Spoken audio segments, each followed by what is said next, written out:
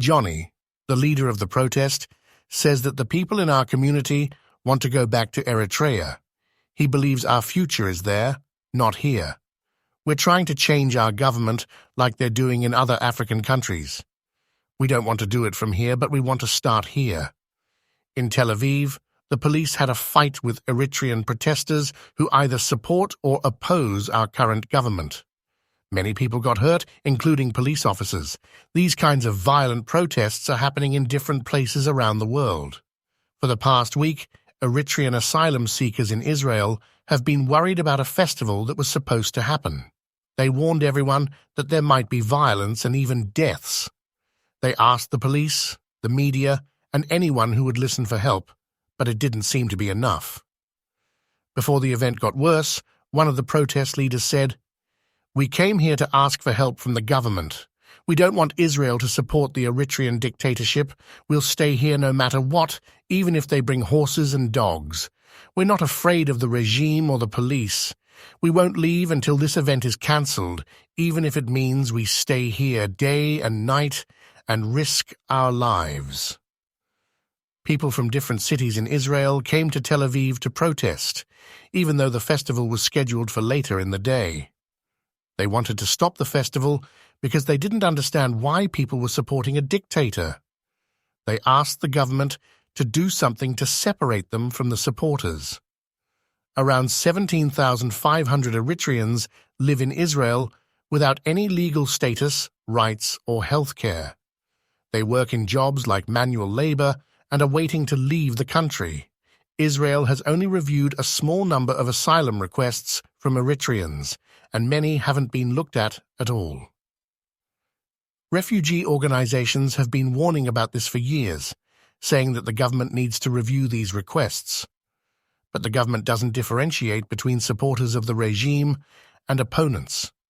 Some people claim that the supporters of the Eritrean government pretend to be asylum seekers and spread lies and hate on social media. They say they hurt the real asylum seekers who are fighting for their community and their rights. Researchers, human rights groups, and sources in the asylum seeker community say that the Eritrean government has a network of secret agents and tax collectors among refugee communities worldwide to intimidate people who left the country. In 2018, Amnesty International published a report about the Eritrean government oppressing expatriate communities around the world. They say that festivals like this one are used to raise money for the dictatorship. Some people in the community believe that Israel is supporting the dictatorship by allowing these events to happen. They think that Israel is afraid to deal with a small group of agents because it would mean recognizing that most Eritreans in Israel are refugees who deserve rights they don't have now. The violence started around 11 a.m. when protesters broke through police lines. They started throwing stones and wooden boards, and the police responded with stun grenades, rubber bullets, and live gunfire. This is not the first time these kinds of protests have happened.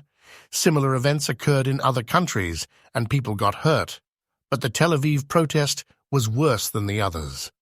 The protesters in Tel Aviv wore light blue shirts with a picture of Samra Hadoush, an Eritrean who was hurt during a demonstration in Stockholm.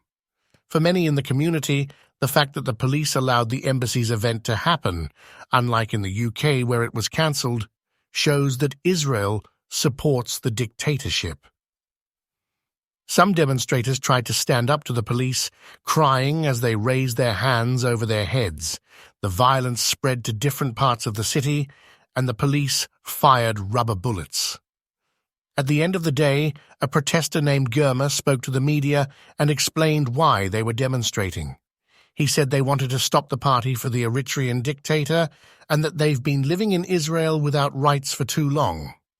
Johnny, the protest leader, still hopes they can go back to Eritrea someday and change their government.